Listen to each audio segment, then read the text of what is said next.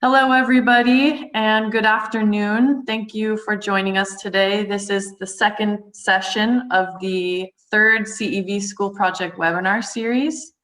This webinar series, also previously done in summertime, has been organized in scope of the CEV School Project, which, if you haven't heard of it already, is a project with many national federations across Europe implementing school children to play volleyball from ages 6 to 12. With us today is Mr. Peter MORELL from Denmark. He will be presenting the session today. Also with us, but not seen, is Mr. Vuk Koronovic, the development manager at the office today in Luxembourg. We also have Mr. Francois Watte. He's the education and referee coordinator. He'll be helping us today also with some technical things related to this video. We are very excited for this session today, and Peter will be discussing how the process of implementing school volleyball in the Faroe Islands and also his other experience has really helped grow the sport for the young age group. So I give the floor to Peter then. Thank you very much. Hello, everybody. I hope you are well, and I'm looking forward to tell you more about the work we have done for the past 4 years with school volleyball in the Faroe Islands. I know that it is a very difficult situation we are all in with Corona, closing down schools and workplaces, etc., etc. In Denmark, the infection rate is unfortunately increasing a lot these weeks. Despite that, I hope I can bring some optimism into you, and I'm sure that everything will be better soon. My name is Peter MORELL, and I have for many years been development director in Volleyball Denmark, but I have retired here in August.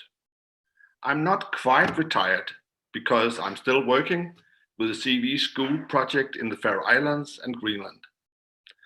To better understand the context I'm talking into the next 40 minutes, I will show you a little video from the Faroe Islands.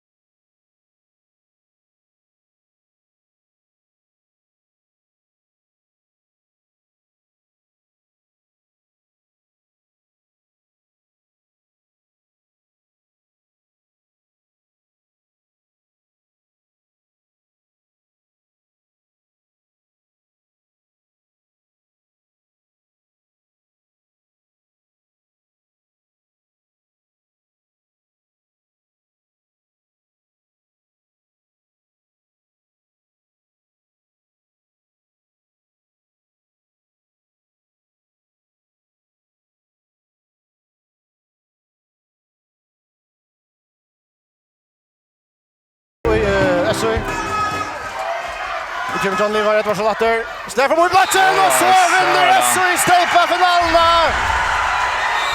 SOI Steipa-vinnere 2015, Hesefer Sætan. If you can imagine the Faroe Islands, it's a very, very beautiful islands laying in the Atlantic Ocean, about 1,000 kilometers from Denmark. So we are far, far out in the Atlantic Sea. On the Faroe Islands, there are only 50,000 inhabitants spread over 18 islands. There are 9 volleyball clubs up there who all have seniors, youth, and kids volley. In total, 1,500 registered volleyball players. So you can see actually it is a very, very small country. So what I'm talking about in the following, you can for sure use in your country as well. But you have in mind, we are talking about a very little community. Let me start with 2 questions. Can we do it better as a federations, as a club, so we can be a bigger success with volleyball for kids? Question 2, can we as volleyball coaches and as school teachers do it better so we can get children to take part in volleyball in one of our clubs? My answer to these 2 questions is clear. Yes, we can. We can all do it better. I think that everybody are doing a great job right now, but we can all do it better. We have to be smarter and we have to do the right thing in the right order. In the Faroe Islands and the rest of the Nordic countries, sports participation for children aged 7 to 12 is over 90%. This means that 9 out of 10 children play a sport. I think that these numbers are the same in a lot of other countries in Europe. So actually, there are a lot of children who want to go to sport. Our challenge is that they unfortunately are too few of them who choose and go to volleyball. We can always, of course, always say that the competition for kids is massive from football, swimming, gymnastics, etc., etc. That we must change, and I'm sure that we can do it. My claim is that kids volley, we have the best ball game for children, and we can easily compare with the other sports. But it requires that we are smart and we do the right thing in the right order. The reason I love volleyball is because it actually is a very, very good game. And we have to open eyes also for children to see it. In the school, we have the entire target group. That means that intervention in school is effective recruitment. I am sure the key to success in kids volley is that we are going into the school. But how are we doing it the right way? How do we establish a good collaboration with the schools? How do we recruit schools and volleyball clubs to our school projects? I will tell you in the next what we have doing with success in the Faroe Islands. If we are going to do the school intervention the right way, we have to start with the overall picture. The keyword for me and the most important thing is preparation. You must familiarize yourself with the school system in the country and area you are going to work with. How many hours of sports are there per day, per week? What are the curriculum for sport? What is the goal actually for sport? And important, how can we with volleyball contribute to meeting the goals? At which grade level do we have ball games? And where can we fit kids volley in? So once again, preparation, see what the possibility could be. When you have a picture of what the next question must be, where shall we do our intervention? Which area of the country should we choose? Should we choose the whole country? Should we take smaller parts? Shall we take some other part? Should it be on countryside? Should it be smaller or bigger cities? Shall we choose areas that have a lot of volleyball or areas do not have that much volleyball? That's all questions that are important that we consider before we even can start going into the schools. Once the overall choice has been made, we need to take a closer look at a geographical smaller area. Here I have taken a part of Denmark, it's Zealand. Do we have a volleyball club in this area? Would we like to make our school collaboration? In my opinion, without volleyball club in the area, it makes no sense to make a school intervention. I have here marked some clubs, and I have chosen to say, okay, that could be an area we could go in. We have 8 clubs, so that could be a possibility. But we also have to think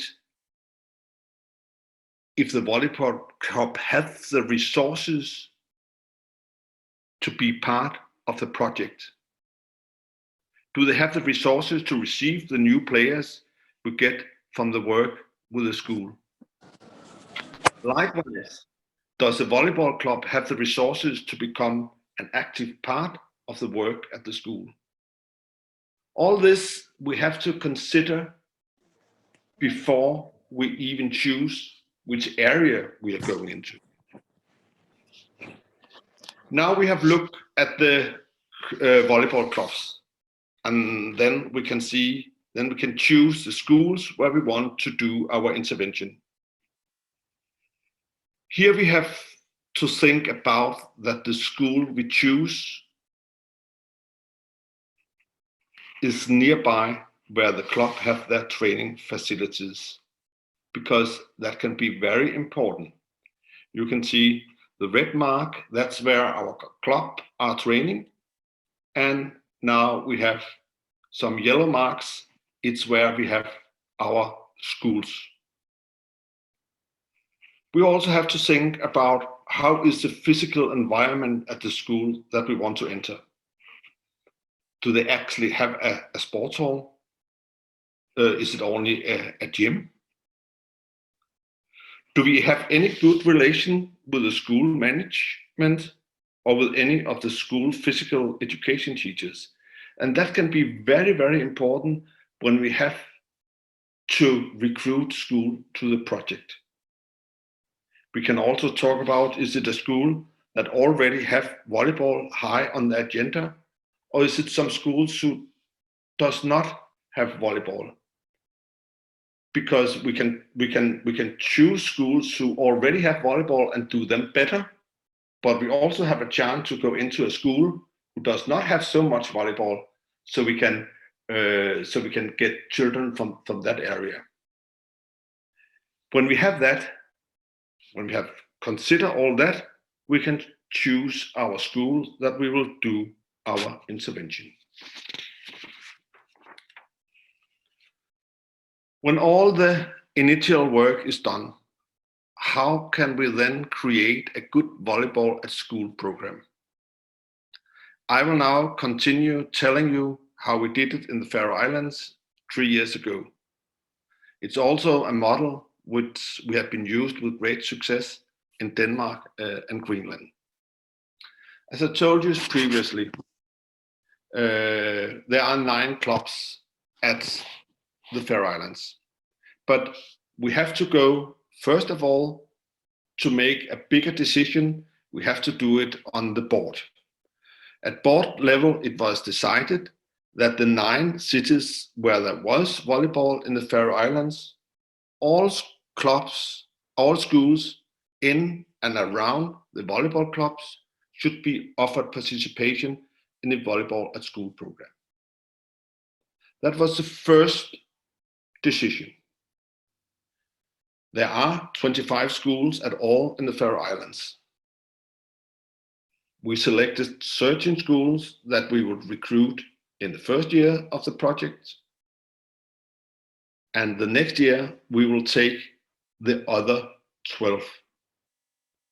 It was also decided that we would focus on 3rd and 4th grade.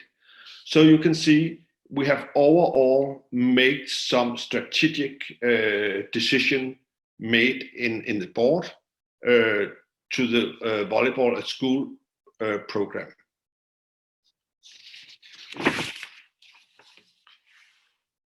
But you could have done all preparation and all your homework.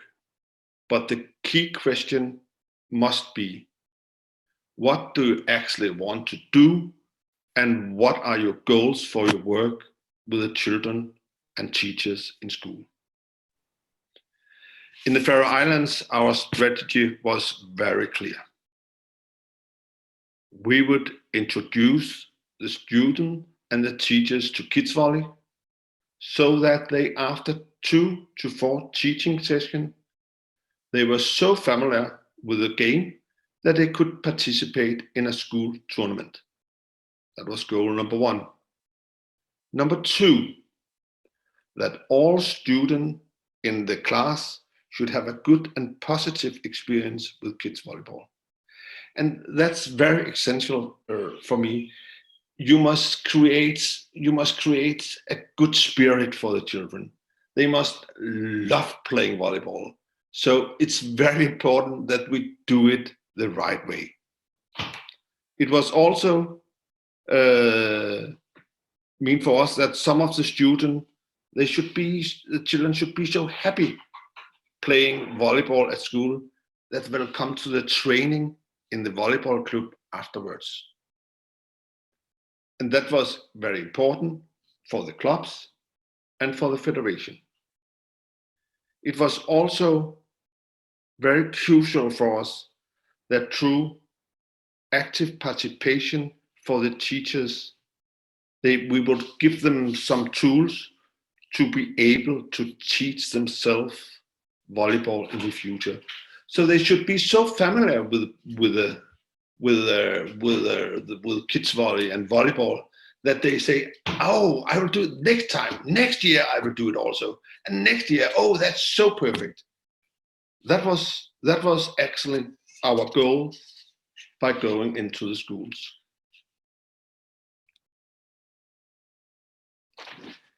Now we have our base, and now we can start looking at the volleyball clubs.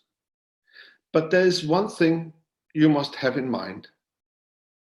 We can't, even if I have, for example, from the 8 club you saw on Zealand, we can't expect that the clubs will join the volleyball at school project. There can be a lot of reasons why they don't want to join it. So we have to start working with recruiting the clubs. On the Faroe Islands, we did it that way, that we invited all the clubs to an orientation meeting about the project.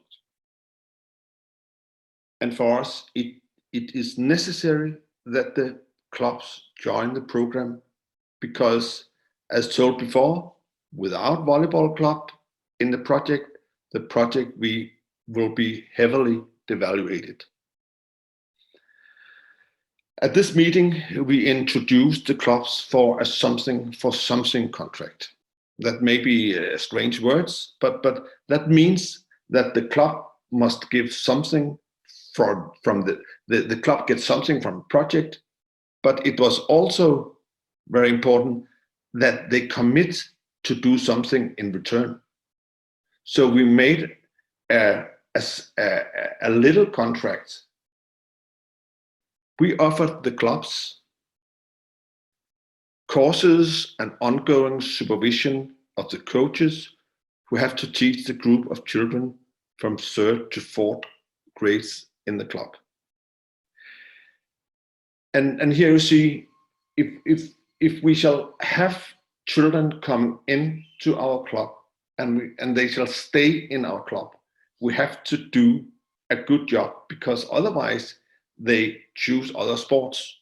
So it was very important for us that we gave the coaches good supervision, so they could to do a proper job with the new kids coming into the club. We also give the clubs balls from the FIVB. It's not the same balls as we get from the CEV, because it's balls for the schools. This was balls I have applied for during FIVB's development fund, and it was given to the club. Everybody can apply for that in the to materials. So just do that. We also gave recruitment materials to use in schools and information material for parents about kids volley. And recruitment materials, it's when we have children coming into our clubs, it's important that we are sure that we are taking good care of them. So it was also one of the things that we said to the clubs: if you have to be in the project, you have to take good care of new members, because it can be easy to maybe recruit a group of 10, 20, and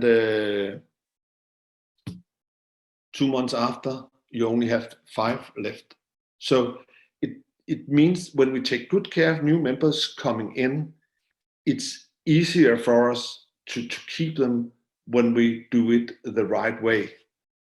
To be good to inform the parents, what are we doing, what is our process with the children, what will we do with them. So the club must take good care of new members. We also said it was important that we was present at school tournaments, because at school tournaments they meet all the trainers will meet all the children, so they can see them and be familiar with them before they come to the club. And at last, if possible, we said to the clubs, can you please be a part of teaching in the school? Maybe not as a primary teacher, but if you just can be there so that the children can be familiarized with you and see you and be safe, and so when they come to the club. After that, the next step is to recruit the schools. That must be an easy job. No, our experience is that it is not easy, it's not as easy as it sounds. Recruiting schools requires hard and persistent work. There are many barriers you have to go through to get a deal with the schools. On the Faroe Island, we did it that way, that we also offered the school a something for something contract. From the project, the school received 4 days of introduction for 3rd and 4th grade students. And here I just have, you must, there's something very important here. But when you want to go into the school and say, yeah, we will come here and do some lesson and so on, but we can only on Monday from 10 to 12. Then you really have problems, because it is very important that when we go into the schools, we go into the school where they have the normal gym lessons. If we have to change that, it will be a hell for the inspector to change a lot of things. So be in mind, come into the school and come into where they have their lesson. Kids volley, we also give them kids volleyball and net from the CEV. It's really something that means a lot for the schools. When we say, yeah, we can offer you balls and nets, and they look at their materials at the school, and they can see what it means to get new materials. So that's really a good gift from the CEV. They also get our teaching materials, kids volley in school. And finally, we give the schools a lesson plan and periodic plan suggestion. And by giving them that, we hope that they will continue to teach volleyball year after year. But here, as by the clubs, we also have an obligation for the schools. And one thing was that they should allow us to share various recruiting materials to the students. In the Faroe Islands, you can't just come in and be allowed to distribute material to the children. So that was important to have it in the contract. So we could give flyers, we could give armrest, we could give stuff so that they could bring home and see, oh, mama, see what I have got here. Can I go to this and this and this? So that was important that we could give this recruiting materials. We have many examples of physical education teachers being set to teach elsewhere because we are there to teach their class. And it's not a good situation, but it's easy for the school, the inspector, to say, oh, Peter taking good care of third grade, then we can take the teacher to another class. But it was very important that it was written that the schools ensure that the sport teachers actively participate in the teaching. And finally, and very important thing, that the school should participate in a 3 hours kids volley school tournament. So that was the something for something contract. We give something to the schools, and the schools allow us to do something else. But as I told you, it was not easy to recruit schools to the project. It took a lot of weeks to recruit all 25 schools on the Faroe Islands. And in practice, we did it that way, that we start sending an official letter by email from the Faroese Volleyball Federation, and we sent it to the school inspector. It was the easiest way. In the letter, we described the project, and we described the offer that we was giving them. But as you always, you can think there was a very little response from the schools to our mail. And we learned from that you can't recruit schools just by sending them an email. You have to do something more, because the inspector has a lot of things to do, and a mail from the Volleyball Federation, it's not first priority. We then ask the clubs if they have an entrance to the schools, because in our mind it was like that. If there was something, there was a teacher maybe who was teaching at the school, and he was also a member of the club, we could go to him and ask if he will go to the inspector and tell about the project. It gave something, but the thing who was most important, it was you have to show physically up at the school to have a meeting with the inspector. And I think that the inspector is the key, because you have to he have to not say yes, that's a good thing, before we can go go further. So when we first sat directly in front of the inspector and told about the school project, it was much easier to get an agreement. From here, it was much easier. All the physical education teachers we asked to be a part of it, loved to be a part of the project. And from here, it was just to make a plan for the intervention at the school. But it's a long way, and it takes a lot of time doing the right thing. Going to school and teaching volleyball is not just something you do. Again, the key to success is good preparation. On the Faroe Islands, in Greenland, in Denmark, we have chosen to use the game kids volley. And I know we are now in many places, Europe, listen to this, and how is the game that you normally using in the school? But we have chosen here in northern in the Nordic country, we have used kids volley as a game that we use in schools and we use in our club. Kids volley is, as we see it, the best ball game for children. No doubt about that.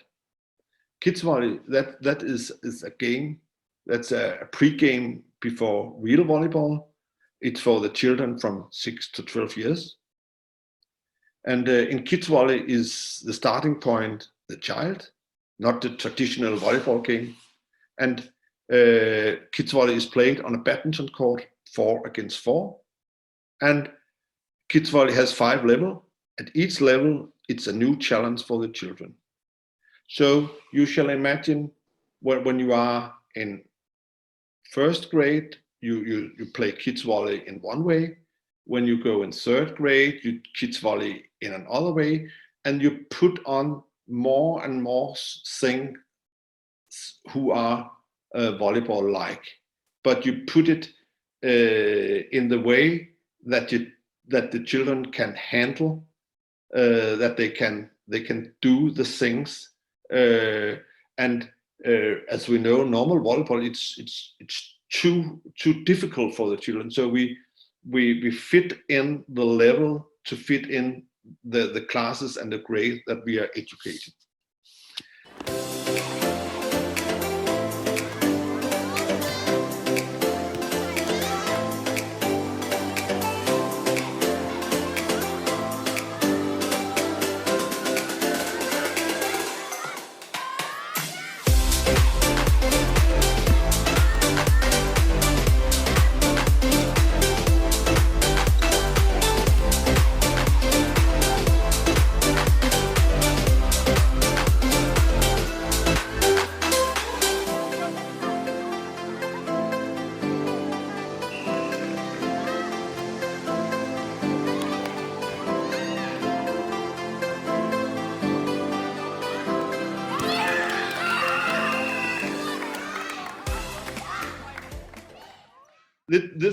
That was a little video showing how kids volley actually is playing, and in our opinion, kids volley is especially good for schools, because in kids volley we have a pedagogic structure which is perfect for the schools.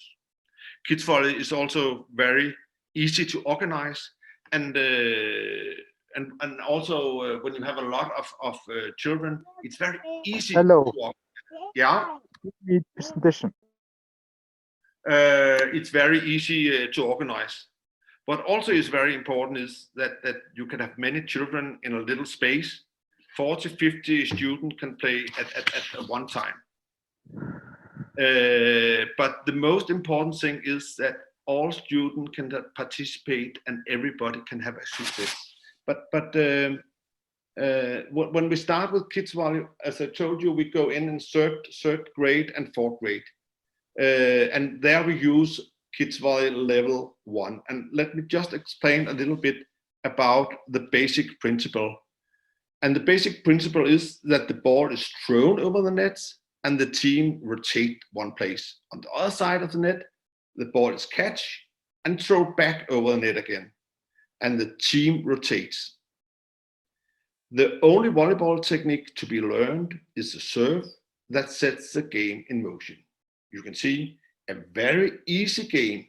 It's a catch and throw, but it's volleyball-like because we have a serve, and the ball goes over a net. In the 4th grade, we use Kids Volley Level 2. Here the children are introduced to more volleyball technique. They are doing the underarm and overhand pass and the smash. But the game is still based on the basic principle of throwing, catching, and rotating. So, to repeat, Kids Volley is easy to learn, easy to organize, and everybody can participate and have a success. In school, it is very important that it is not complicated. So my advice is always keep it simple. Will you have success in the school? Do things simple. And Kids Volley Level 1 and Kids Volley Level 2 is very simple games where you can have a lot of children in a little space. And the new simple band from the CEV, it is easy to do small courts where we can do our game. But we must also ask ourselves, who shall we send to the school? Or perhaps more correctly, who has the knowledge and skill needed to make a good intervention in the schools? And here we must require that in schools you have professional teachers who are doing that job every day. So when we come into the schools, we have to do a good job. Otherwise, we can't be a success in the schools. So we have to be good. But who is going? Is it the coach from the local club? Is it a project manager? Is it sports student who have a side job, goes out and teach in the schools? Or is it some completely different? But for me, it's not necessary. It's very important to ensure that the quality when we go to school is very high. And if it's not you or someone, it's someone new, it's very important that we give them a detailed manual for how we will do each lesson. In the Faroe Islands, it's me as a project manager who carries out all school visits. And therefore, I always have the best opportunity to adjust and manage the project. Of course, that's easier. It's me who sit with the boards. It's me who meet the inspector. It's me who meet the clubs. It's me. But that situation you cannot do everywhere, I think. But you must be a project manager, or what in which function you have. Be clear that it's important that we're doing the right thing in the right way. So, school tournaments. The last part of our work with schools are the school tournaments. School tournaments are a very important part of our work with the schools. School tournaments finish our teaching program, and all children look forward to participate. And you can imagine we have been on the school. We have learned how to play Kids Volley Level 1, and they have practice. And we say, oh, and in 14 days we have to meet the schools from there, and the schools from there, and the school from there. Everybody are doing their best to be as good as possible. So it's very motivational to have these school tournaments. according to our something for something contract, all schools participate in the local tournaments. And that's also very important that they actually do it. The classes from 3rd to 4th grade participating in the school tournaments, when they are going to where we're having the school tournaments, they are driving by car by parents, or the school rent a bus, and the children from the local area, they just take their cycle or walk by foot. But there's a lot of things to organize, but it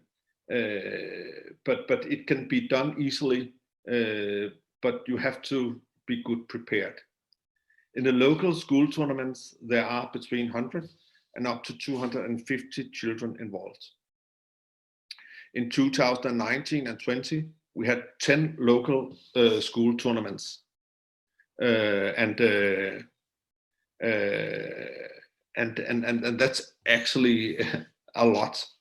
When we have finished the local tournaments, the winner from there, they are going to the final in Tórshavn. And it's really a big event. We have a big sports hall with 10 badminton courts, where we have about 215 children playing against each other, and that's a major event, and it's a event who are coming to newspaper and everything, and the mayor from the Tórshavn, he's coming and hand over a big trophy, and so that's really a party for the children.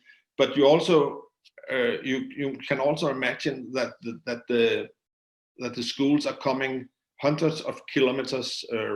They go by boats. They go by boats and cars to come to this tournament. So actually, the schools are offering a lot to be a part of it. But when you do something good and you are well prepared and they know what volleyball is and what it stands for, they actually really like to come. Once again, I have a little video, but I don't think I will show it. You can see it afterwards. So I will just go on. Let me tell a little bit of how we organize the school tournament. As told before, school tournament is finishing the teaching program at the schools. They have prepared, and when we are leaving, we have been there for 3 or 4 lessons. We are leaving the schools. The schools are continuing playing volleyball at the gym lessons, because they are preparing to be better to be at the school tournament. So actually we don't only have 3 to 4, the 3 to 4 lessons we are there. They are continuing with their normal teacher to prepare for taking part of the tournament.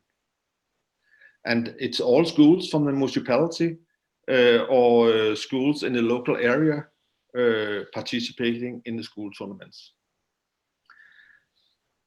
And all school tournaments are scheduled in a time period from 9 to 12. And you can see they are actually offering a lot. I told you that when we go to the lessons at schools, we go in their normal hours where they have their lessons. But here in the school tournaments, we cannot do that, of course.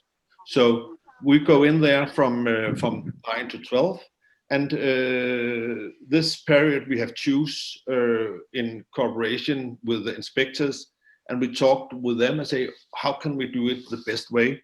And they say that will fit very good. Everyone from the class participate and collect points for the school. That means that if you have a class on for example 20 children, the class made 5 teams, and so everybody must be a part of a team. And all the teams from the class collect points. So we have a class winner and not only a team of 4 children who are winning. By doing that, we get a lot more winners, and children who are not normally win have a chance to be on a winning team. So they can also cheer at each other and say, yes, come on, and help their schoolmates from the other teams. The school tournaments are held where we already have kids volley club. So when we plan to do tournaments, we try to put it on places where we have already clubs. And as a project manager, it's me who are in charge of communication with the schools. And we actually try that it is the club who are taking care of administrating the school tournaments.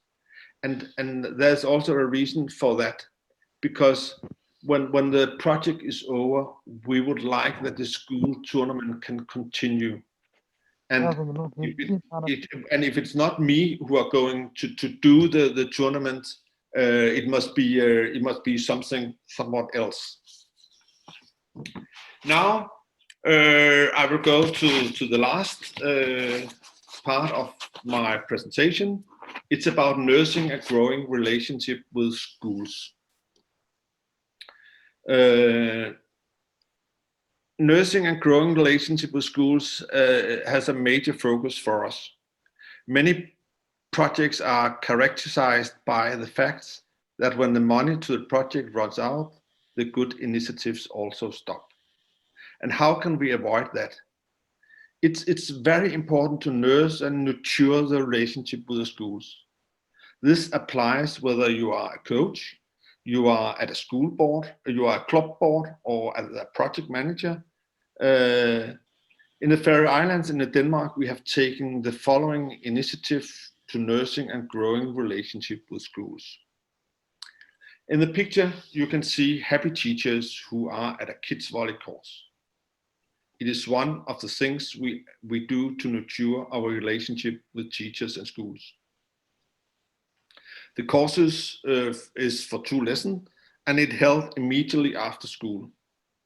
But when we talk about courses for teachers and courses who are not planned year in advance, it can be a barrier for them to participate.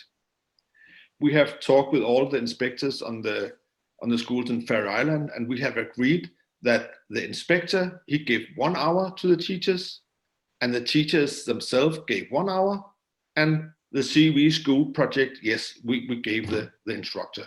So actually, I think we was about 100 teachers from the Faroe Islands 1 year to be a part of a 2 hours course. Collection of contact information is another very important thing. You must make sure you have a list to all the key persons you are in contact with in schools. When we have completed our 3 or 4 hours at school, the teachers receive an email where we thank them for the cooperation. In the mail, we have attached a file with lesson plan and periodic plan suggestions, so they can continue playing kids volley with their class. We also send an email to the inspector and thank him for making the sports hall available and the financial support so that the children can participate in school. And this small things is very important that we do this so they remember us. Oh, they were good. They do it the right way. So I think it's important to do these small things. One thing we also have done is that we have called the school, when they have been a part of the project, we have named them a kids volley school. And they become a little kids volley logo and the CEV school volleyball logo to be posted on their website. The school receive teaching materials, and of course they receive the balls and net from CEV. In Denmark, we have used the concept school ambassador. So that means that we appoint one of the physical education teacher as a school ambassador. The school ambassador is the link between the school and the club and the project. As a school ambassador, you get a free t-shirt where it says Volleyball School. You regularly receive a newsletter, and you get 2 free tickets to the local club home match or a free admission to a national match. This is a little thing, but it really works. You can continuing going to people on schools and tell them what we are going to do next, what are we going to do, what are it going on your school. So for us, it's very important. We think that we, with good relationship to the schools and the teachers, have the possibility to come again year after year and get the school to have volleyball higher on the agenda. Then the school will be a constant base for the club to get new members. That was all from me. I'm sorry that I couldn't show you the video. It's my fault. I'm not so technical, but I hope you enjoyed it. I hope you have enjoyed it anywhere.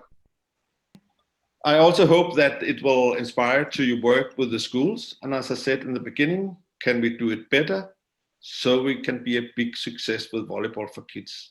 And my answer to that was clear.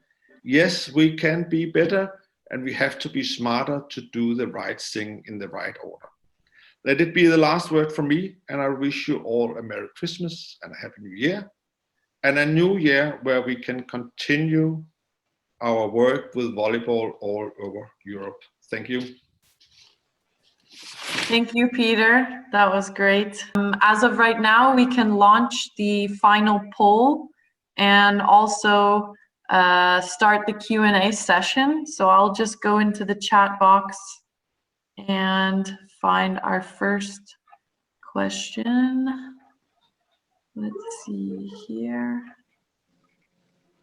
So, okay, Peter, so the first question we have is, do you think that the model implemented in the Faroe Islands could be easily adapted to another European country?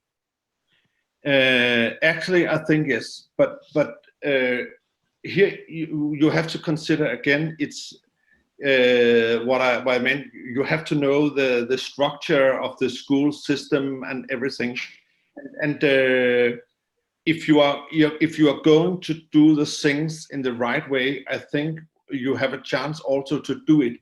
But I think that the Faroe Islands is a small country. We have done it there. We have also done it in Denmark.